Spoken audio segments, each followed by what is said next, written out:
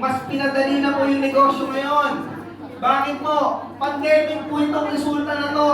Walang lumalabas ng bahay. Lahat nag-online. So, ibig sabihin, ikaw na kahit nasa bahay ka, ikaw na kahit nagtatrabaho ka, basta nag-online ka, pwede ka pa rin kumita na ganito. Yes! Okay ba yan? Ngayon po, majority ng mga negosyante, pera nila, yung Pinas, sila yung walang pera, pero maraming time.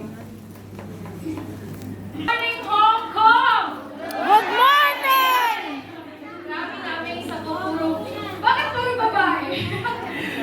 Puro babae na paglaban ng bandera ng kapapaihan. Isang tanong, sino po mga nanay dito? Taas ang kamay! Grabe ko kayo hinahanin. Ako, apat. Pagbawas naman ng dalawa. Alright, so pakilala po muna ako. My name is Marie Trapis. Taga Iloilo. Sino din mga taga Iloilo? Mga taga Iloilo. Teka, ito po tingalintaran. Magkakapatid, ako yung panganay. Wow! Grabe no, kung sino pa yung walang pera, yung pa yung madami. Growing up, kung ano po yung mga naranasan ng karamihan na nandito, yun din po ang kinalakihan ko. Grabe no, yung typical na yung isang itlog, lalagyan ng 6 na kamay.